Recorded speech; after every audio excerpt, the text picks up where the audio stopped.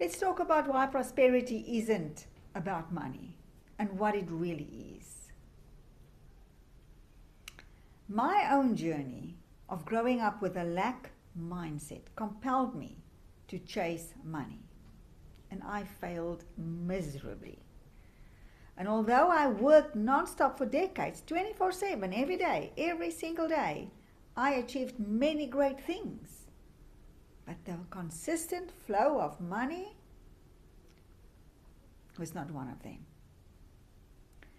And this inspired me, this inspired my quest to discover the secrets of embodying a prosperity mindset.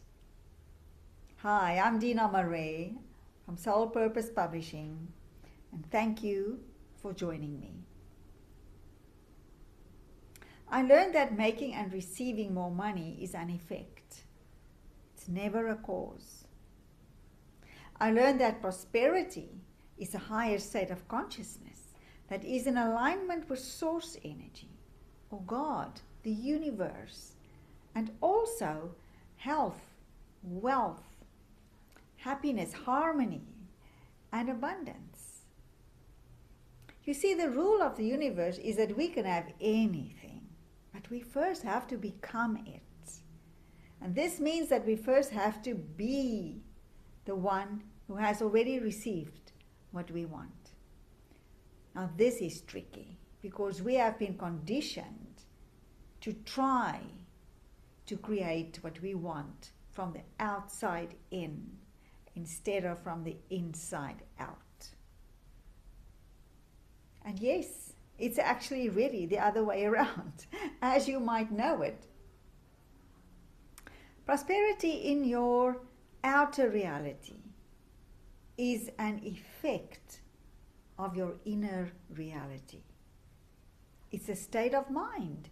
It's a way of being that is a super attractor for wealth, health, well-being, vitality, longevity, inner peace, and inner freedom.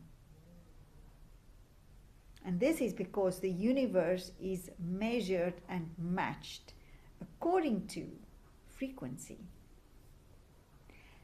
As we are energy, we carry a frequency that is determined by every thought we think and every emotion we feel. And this frequency emanates from our bodies into the quantum field. And here, this frequency interacts with the field, and the law of attraction brings us the experiences that match our frequency. So embodying prosperity is to embody the vibrational frequency of prosperity. It means that your mind is occupied by thoughts and emotions, meanings, beliefs, self-talk, spoken words, and actions to match this frequency. And this is the work. There's no quick fix. It's the ongoing, conscious and deliberate expansion of self-awareness and detecting your thoughts and emotions and directing them to what you want and who you want to become. And most importantly, who you want to become. In other words, your identity. You have to upgrade the identity of your lower self, your ego, to be in alignment with your true self, your higher self. You have to see yourself as being prosperous, as worthy of deserving of prosperity, as being in alignment with your true self. You have to talk to yourself and others from being prosperous. You have to feel the vibration of prosperity in every cell in your being. You have to act as if you are already prosperous. And this is the cultivating of a thriving attitude, which I will talk about in a next delivery.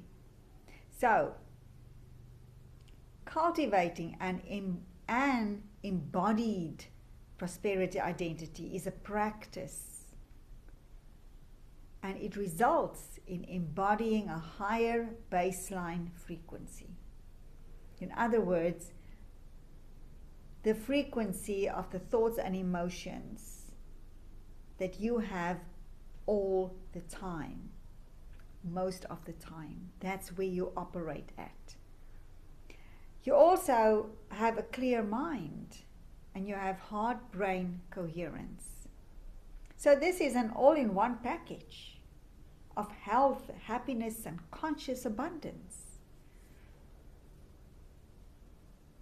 And the most effective and fastest way to upgrade your identity is love. Self-love. And love what shows up in your life. And that means, and this is where the trickiness comes in, that means no resistance to who you are, to your life and your circumstances. It means fully accepting yourself and everything and everyone in your life. No attachment to any outcome. In other words, saying yes to everything. And not having attachment. Now, attachment is all about control.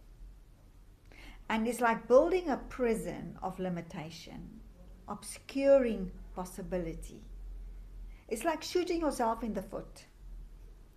So this is the domain of the ego mind, the false self. And when we identify with the ego mind, our lower self, we cannot generate prosperity. And that is why self-love is the master key to manifest expansion, spiritual prosperity, and all that's good, because it's in alignment with God in you. Self-love is loving the self, loving and trusting God in you to take care of you. It's to trust that you are worthy and have faith that what you desire has already been given. Identifying with the ego mind is the opposite of self-love. As Dr. Wayne Dyer said, ego stands for edging God out. Because the ego mind wants to be in control. And self-love means to give up buying into the illusion of having control. The thing is, the lives we live, the things we struggle with, the patterns that recur and recur and recur, is all for our soul's evolution. You are not here as a random act of the universe. You are also not here to suffer and struggle. But it is part of our soul's journey. It's through our suffering, through our struggles, to manifest our visions that we find our way home to ourselves and stop our suffering. When we stop identifying with the mind. Now, self-love allows us to stop fighting with life, to stop resisting what is. When we surrender, we find peace and freedom. And we drop the attachment to how things should be. When we do that, we relax. And suddenly the solution rises to the surface to any issue we might be having. Because if lack is the problem, then prosperity is the solution, right? But we cannot find the solution from the mindset of the problem. Does that make sense? So we have to transcend the lower vibration. Reality, it's a reality timeline. and embody the higher vibration reality through practicing self-love and alignment with prosperity. It's like jumping timelines. If you are here at the moment, your ego, where you are now, and here is where you want to be, at a higher plane, a higher vibration. It's a different way of thinking, feeling, speaking, acting. It's a whole different way of being. It's a different vibration. It's a different reality. And we have to practice to be in the higher reality for most of the time, so we can crystalline that timeline. Otherwise, we will always fall back into the old patterns. And although this sounds simple, it's an ongoing journey of unlearning who we thought we are, or who we think we are, who we thought we were, and rewriting the stories of lack and fear and doubt and resentment and anger and guilt and all the low vibration emotions. And I will be packing these in the upcoming episodes and videos. Now, it helps if we can get a sense of our inner reality, of how our inner reality relates to our outer reality. And I've got a tool for you. If you want to know what is your prosperity identity archetype, do the free prosperity identity audit. I give the links here in the show notes and or below the video. Thank you for joining me. I see you soon again.